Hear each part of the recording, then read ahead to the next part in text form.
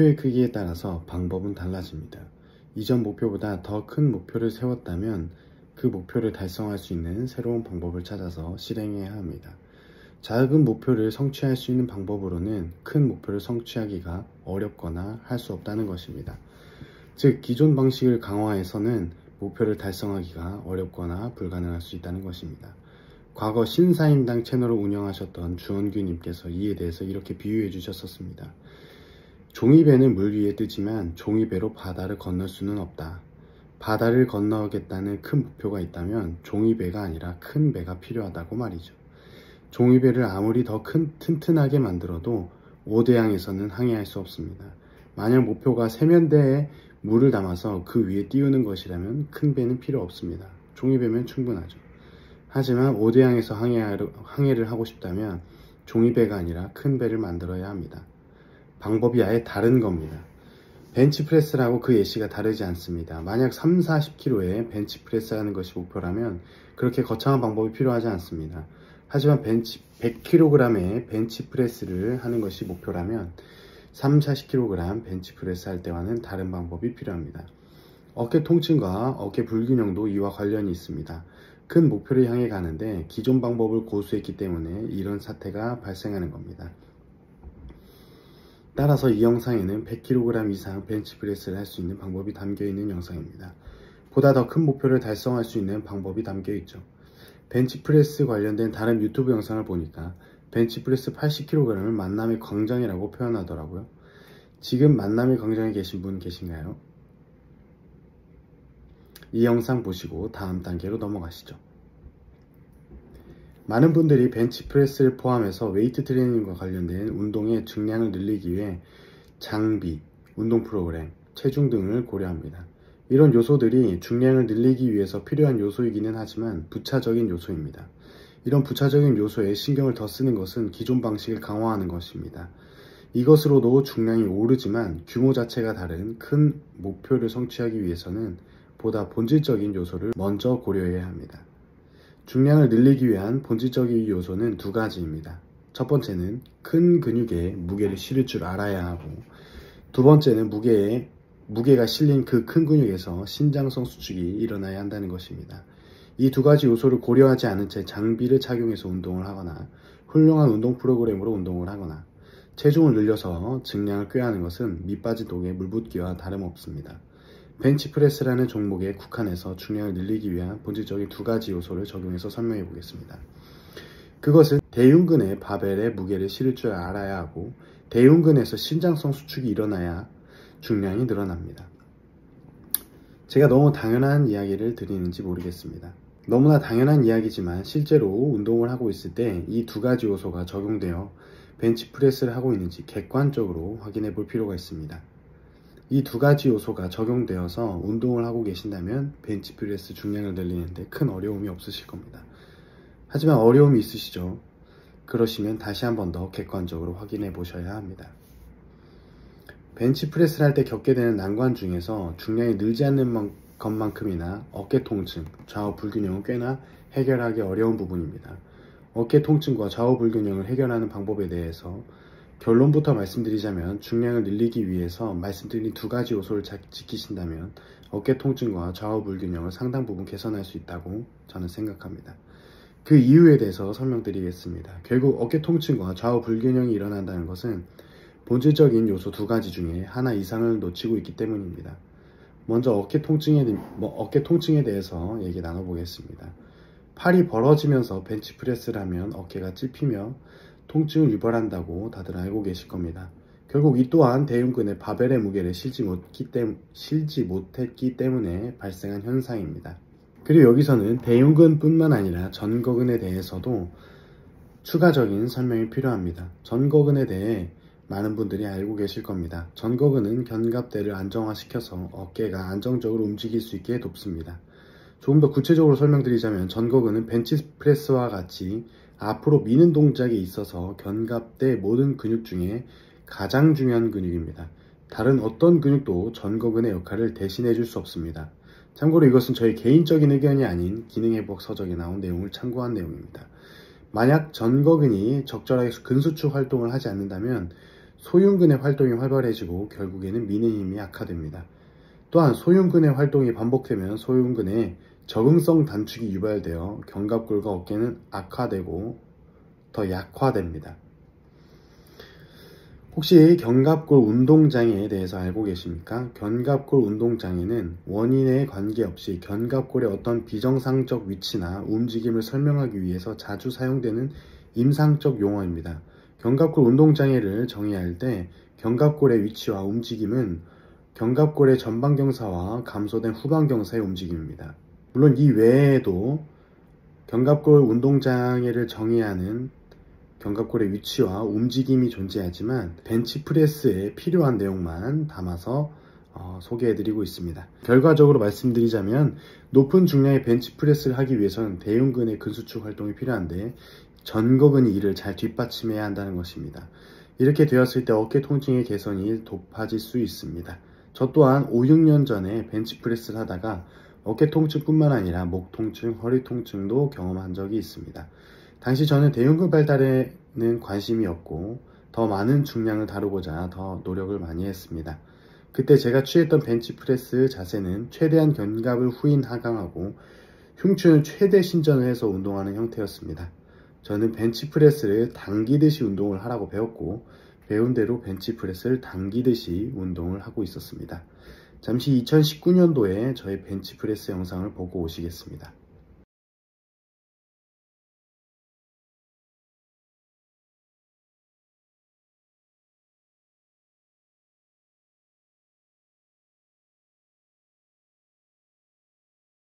이렇게 벤치프레스를 한 결과 이미 말씀드렸던 것처럼 어깨 통증, 목 통증, 허리 통증을 얻었습니다. 통증의 정도가 심하지는 않았지만 중량의 정체가 있었습니다. 할 수 있는 방법을 모두 동원해도 중량이 늘지 않았습니다. 지금 생각해보면 그럴 수밖에 없었습니다. 왜냐하면 중량을 늘리기 위한 본질적인 요소 두 가지 모두 상실했기 때문이죠. 벤치프레스는 미는 운동인데 당기듯이 운동을 하라는 말이 저는 2019년 당시에도 이상하다 생각을 했었지만 이제는 확실히 압니다. 당기듯이 운동을 하면 안 된다는 사실을요. 물론 당기듯이 벤치프레스 하라고 하는 이유에 대해서는 알고 있습니다. 하지만 그 큐에 너무 매몰된 나머지 벤치프레스가 미는 운동이라는 개념마저도 잊어버리게 되어 문제가 발생했었습니다.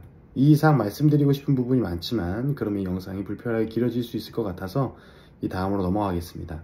다음은 좌우 불균형입니다. 좌우 불균형이 일어나는 이유는 근력 비대칭, 유연성 비대칭 등 여러 가지가 있겠지만 저는 감각 비대칭이 가장 큰 이유라고 생각합니다. 예를 들어서 오른쪽은 본질적인 요소 두 가지를 모두 갖고 있어서 대흉근과 전거근이 원활하게 근수축 활동을 하고 있지만 왼쪽은 그러지 못해서 어깨 근육을 더 사용하거나 삼두를 더 사용하고 있을 수 있습니다. 예를 들자면 이겁니다. 이렇게 되면 왼쪽에 아무리 신경을 더 쓰고 더 힘을 더 준다고 한들 좌우 불균형이 맞을 수 없습니다. 따라서 이때는 왼쪽에 대흉근과 전극을 사용하는 감각을 별도로 익히는 것이 좋습니다. 예를 들어서 덤벨을 이용해서 한 손으로 벤치프레스만 하는 것입니다. 한쪽의 감각에만 집중해서 운동할 수 있기 때문에 두 손으로 같이 하는 벤치프레스보다 감각 개선에 도움이 됩니다.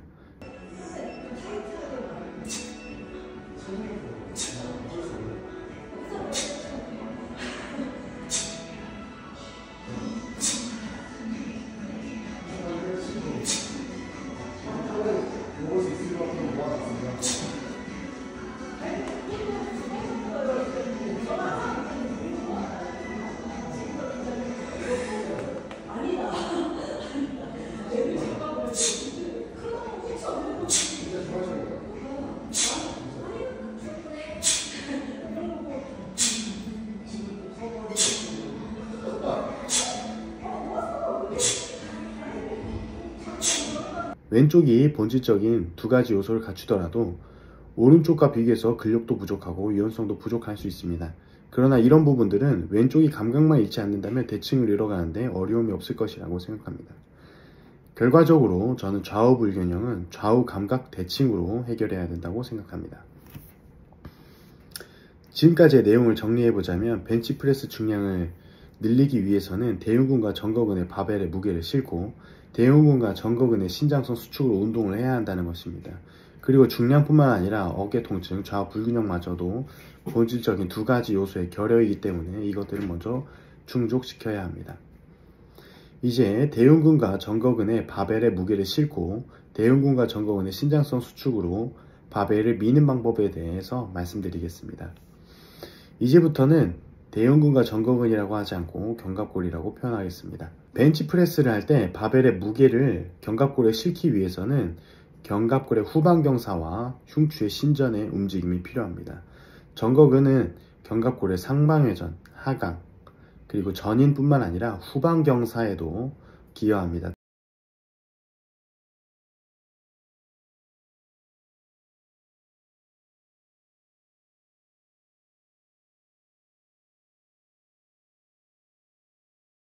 따라서 전거근의 적절한 근수축 활동을 위해서는 견갑골의 후방경사의 움직임이 나와야 합니다.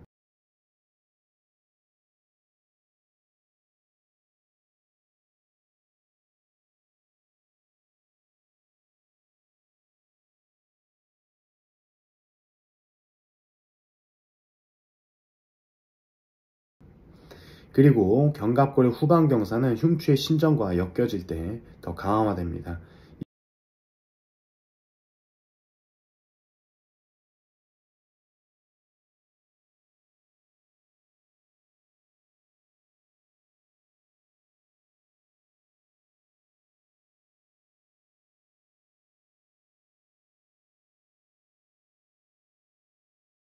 이유는 흉추와 연결된 갈비뼈 때문입니다.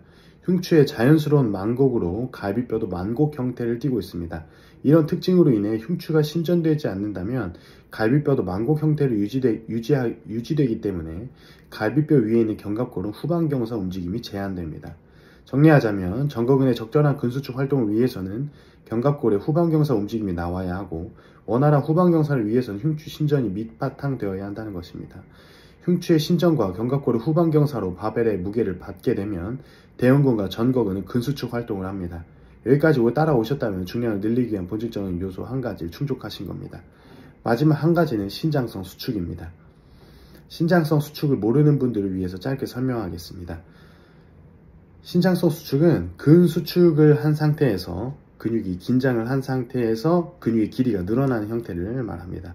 예를 들어서 제가 손에 덤벨을 쥐고 나서 이렇게 이두 운동을 한다고, 팔을 굽히는 운동을 한다고 가정을 해보겠습니다. 팔을 굽힐 때는 이두근의 근육의 길이가 줄어들면서 근육이 긴장하는 형태, 단축성 수축입니다. 반대로 제가 천천히 팔을 덤벨의 무게를 버티면서 천천히 팔을 펴게 되면 근육의 길이가 늘어납니다. 이때는 신장성 수축이라고 합니다. 신장성 수축과 이완을 구분하실 줄 아셔야 하는데, 단축성 수축 이후에 팔을 툭 이렇게 떨어뜨리게 되면 이완이 되는 겁니다. 근육이 긴장하지 않기 때문이죠. 반대로 팔을 긴장하면서 천천히 이두근이 근육이 긴장하면서 천천히 팔이 펴진다면 신장성 수축의 형태가 만들어집니다. 따라서 신장성 수축과 이완에 대해서 구분하실 줄 알아야 합니다. 네, 신장성 수축에 대해서 이해하셨다면 바벨을 그러면 이제 내리실 때 어떻게 내리셔야 될지 아실 겁니다. 전거근과 대흉근이 바벨의 무게를 지탱한 범위 내에서 바벨을 내리게 되면 신장성 수축으로 바벨을 통제하게 됩니다. 만약 본인이 할 수 있는 신장성 수축 범위가 바벨이 가슴에 닿기 전인데 억지로 바벨을 가슴에 닿을 때까지 내리게 되면 이런 자세가 나올 겁니다.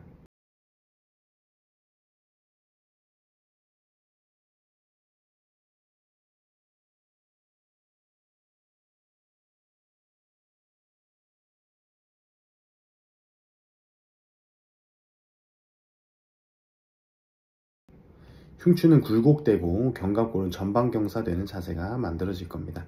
운동을 할 때 자신의 모습을 핸드폰으로 촬영해서 세트가 끝났을 때 움직임을 확인해 보는 것도 좋은 방법입니다. 아니면 운동을 할 때 대흉근과 전거근의 힘을 느끼면서 신장성 수축을 하고 단축성 수축을 하는 것도 좋은 방법입니다. 만약 신장성 수축이 제대로 이루어지지 않는다면 신장성 수축이 일어나는 구간에서 대흉근과 전거근에서 느꼈던 수축감을 다른 근육에서 느끼시게 될 겁니다. 예를 들자면 어깨, 팔, 손목 등이겠죠. 그러므로 처음에 대형근과 전거근의 수축감을 느껴야 하고 신장성 수축 범위 내에서 벤치프레스를 하는 연습을 해야 합니다. 그리고 바벨이 가슴에 닿아도 신장성 수축을 유지할 수 있다면 그때부터 성장 급격히 일어납니다. 일어날 수밖에 없습니다. 만약 지금까지 알려드린 방식의 벤치프레스가 처음이시라면 처음에는 새로운 자극이 몸에 적응하느라 중량이 순간적으로 떨어질 수 있습니다. 하지만 이내 몸은 적응하고 전보다 무거운 중량을 다루실 수 있게 될 겁니다.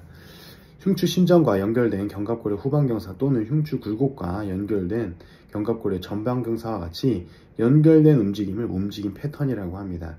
흉추 신전과 견갑골의 후방경사로 운동을 하는 것이 처음이거나 낯선 분들은 이 움직임 패턴에 적응하는 데 시간이 필요할 수 있습니다. 따라서 정확하고 빠르게 적응하는 것이 빠른 효과를 얻는 데 중요합니다. 그러기 위해서는 가벼운 무게로 많이 반복해 보셔야 합니다. 그래야 몸이 이에 적응하고 빠르게 무게를 늘릴 수 있습니다. 천천히 가는 것이 가장 빠르게 가는 것이란 말이 있지 않습니까? 좋은 움직임 패턴에 시간을 투자하는 것이 때로는 답답할 수 있습니다. 성장이 바로바로 눈에 보이지 않으니까요. 하지만 적응하고 난 뒤부터는 급성장을 경험하실 수 있으니 조금은 인내를 갖고 연습해 보시길 바랍니다. 궁금하신 점이 있으시면 댓글로 남겨주시면 답변해 드리겠습니다. 시청해 주셔서 감사합니다.